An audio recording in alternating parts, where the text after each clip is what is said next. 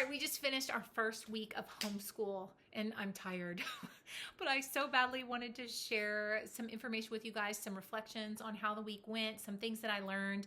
I took a couple of notes throughout the week that I thought, this might be something to ponder over. I'm going to share this list with you guys real quick to let you know how it went.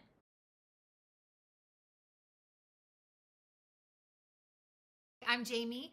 I am a homeschooling mom of 4. This is our 7th year homeschooling, and I have an 11-year-old, a 9-year-old, a 6-year-old, and an almost 5-year-old. And I think those ages are super important in this video because some of the things I'm going to share with you would have been totally different if I had kids under 4, little 2 or 3-year-old running around. It would be a lot different. So just keep those ages in mind as I share these things with you guys. I'm basically just going to share a couple of thoughts that I had on this little sticky note. If you guys have questions about it, leave it in the comments. Yeah, I'm just kind of happy to share our experience. I always do this in hopes to, maybe inspire you or give you ideas or maybe learn from my mistakes. So let's jump in. The first thing I did before school started, that Sunday before, I kind of set some time with each of the kids and just sat down with them and I showed them their textbooks. I showed them what our day was going to look like, and it was just some one-on-one time so they knew what to expect, so nothing came as a surprise to them. And some of them had the same textbooks and some of them had brand new textbooks, and it was kind of just an opportunity to look through it and see what it was like. And I felt like that was really helpful so that when we started the first day, those conversations and that excitement was already done, so it wasn't a distraction. The next thing I have on here is mom break.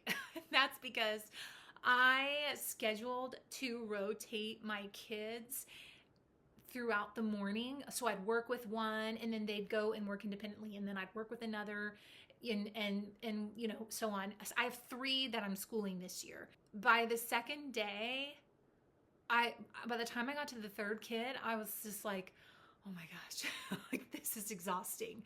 So I somehow need to make a note to myself to just kind of like step outside, move my legs. And I started doing that towards the end of the week. We have a really quiet street, and so I just kind of would go out with a couple kids and move around, get some sunshine. I think that's just really important because otherwise it does get overstimulating. I have a note to myself in the next few weeks to kind of try, when does that feel the best? Like between which rotation should I kind of step out, maybe walk up and down the street a bit, and then come back in. The other thing that I wanted to share is this year I had to really let go of done by lunch. For all this past years, I feel like we have been pretty easily able to get done by lunch, and I don't think that we could do that comfortably anymore. Maybe. But I don't really want to. I don't want to be like, let's go, because I feel like it just takes everybody up here. So this week, it was really an adjustment to know that, okay, we finished our main lessons, we've had our lunch, and we've cleaned up, and we've gone outside a little bit, but we do have some other things to do. And so that's kind of an adjustment for me and for the kids. And so we will be trying to work that out and make that more of a normal thing because it actually feels better not to be rushed to try and get stuff done. What else do I have here? The next thing is knowing a little bit about your subjects and what is your priority. So the note I have on here is daily versus not. And I think just knowing, okay, what subjects are like a must. Like if you had only 1 to pick or only 2 to pick, what do you think you must get done? For me, it's usually math and reading, like reading something to them. The reason I say it's important to know is because even in this first week of school, something came up to where suddenly we were off schedule. And so I think knowing, okay, this is what's important to me and this is what can be moved or pushed aside really helped me kind of cope with a interruption in my schedule. I love routine and I thrive on it. And so if I do have interruptions, it does kind of like spike my stress a little bit. And so just knowing, okay, this is what is important. And I also think it helps with scheduling and not trying to put so much into every single day. We have a morning time that we do where we do some of our family subjects, and I purposely only made it 3 days a week so that if we did have interruptions or if we need to move things around, I have the flexibility to do so. And it was nice because a couple things came up this week where I really needed that. As you look at your schedule and you're trying to plan, think to yourself, what are my priority subjects that are really important to me that get done? And what are the things that if I miss it a day, I'm going to be okay, or we can push it to whatever other time. So kind of know that as you're moving through your week. The other thing I wanted to talk about is our weekly checklist. I updated the weekly checklist this year, so they look new. They're so cute. I love how they turned out. I do have an editable template if you want to check it out. They worked so well. They were so easy to fill out. The kids loved highlighting what they got done, and I was really happy with how that went. I also shared in my last video about monthly planning, doing a family subjects checklist separate from what they do, and that's here. And I share that in that other video if you want to see it up close. I loved this. I loved it. I was nervous that I wasn't going to like it, that it was going to be overwhelming. It wasn't overwhelming at all. It made me feel awesome because it was like, wow, we're getting a lot of stuff done, and which we would anyway, but like it's in writing, so it feels good. It also motivated me. So when there was a time where I thought, it's fine, it's like, no, we have it on here to read this short little poem. Let's read the short little poem, and then it really just kept me accountable. And by the end of the week, when I highlighted the last thing, it was like, yeah, you go, girl. Okay, so I loved this. This took me about 25 minutes to put together, and it is done for 5 weeks. So I don't even have to do anything else for 5 weeks. But I just really, really liked the way it made me feel. It gave me such a peace and a confidence. So this was something that I really enjoyed. I hope I keep this up. Nobody's making me do it. So I really need to go back and watch this video and realize how good it made me feel this week. Okay, the other tip I want to share is something we started at the end of last year. And it was a game changer for my family. Now, keep in mind the ages of my kids. If you have little ones, little bitties, you might not be able to do this. But the thing that we started at the end of last year that changed my morning was getting ready before breakfast. Before I go into that, the habits before were wake up, I'm cooking breakfast. I'm an early bird. I just am.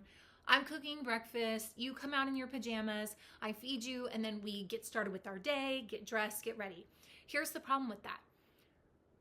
Once they were done with breakfast, the getting dressed there was so much lollygagging. That's the only word I can come up with. Just lots of, playing around and goofing off and sibling disagreements, and I was constantly having to redirect, saying things like, did you brush your teeth?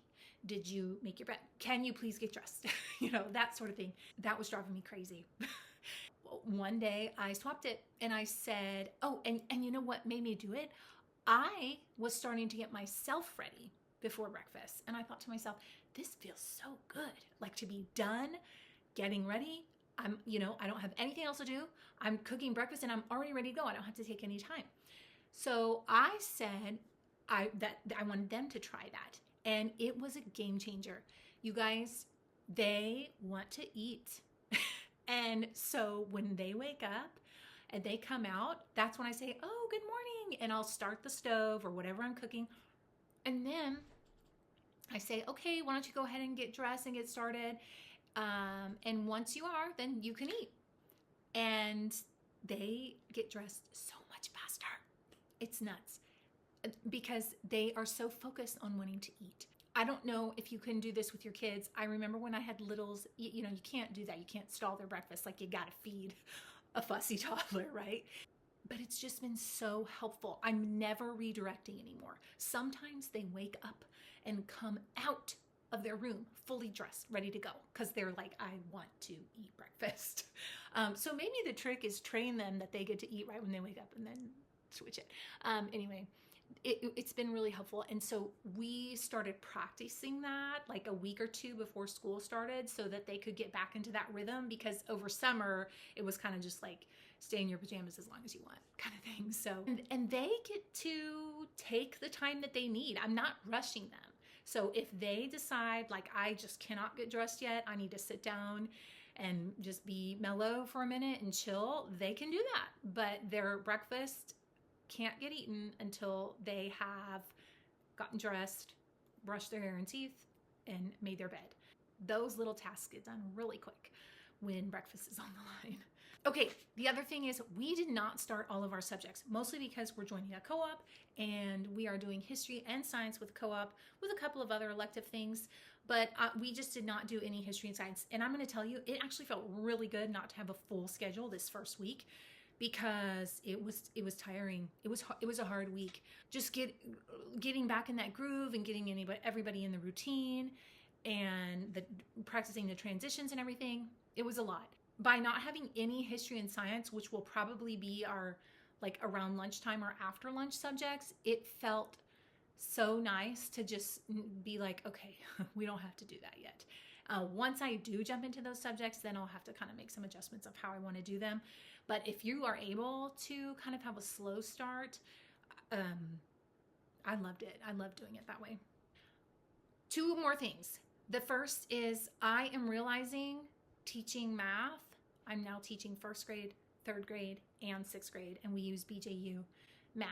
I enjoy teaching math. I'm realizing that I can't just open the book anymore, especially at the sixth grade level. I really have to like look and study and sometimes relearn these things. And so I think I've learned this week that on Sunday before the week, I really need to have an idea of what's to come so that it doesn't catch me by surprise. And if I feel like there's anything I need to seek out, whether it's a video or a handout or something, then I probably should do that so I don't get overwhelmed throughout the week. It wasn't terrible, but my goodness, the first chapter we did was long division, and those are doozies. That's a tough chapter. Yeah, it's just tedious. It's tedious work. So it went well, but just I have a note to myself to maybe prep for math a little bit better towards the beginning of the week. Last thing is on my schedule, I wanted to add check-ins. So the way that I rotated people, I think I'm going to do a schedule video. If you guys want to see kind of like how our schedule's laid out, let me know.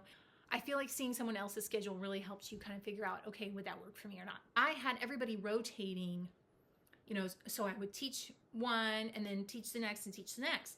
And then they're to go work independently. Well, eventually I'm going to have to like look at their work. So I did add in my schedule before lunch a little check-in slot so that everybody knows, okay, I am going to look at that work.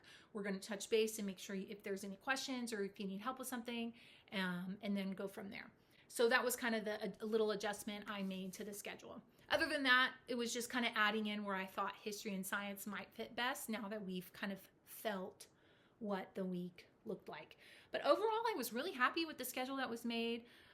I was really happy with the curriculum that we did. It was really a great week, and it felt good to get back in routine. I only share these with you to think maybe if you want to use some of the thoughts as you plan your stuff. I definitely had some stuff that didn't work out the way that I wanted to, but that's okay. We keep on moving. We keep on adjusting. And you know what? In 6 weeks, this schedule that I've made and feel good about now might not be feeling good at that point, or the weather changes and suddenly we want to be outside more and everything kind of gets flopped. So I'm always with the mindset that we will change as we need it. All right, happy planning.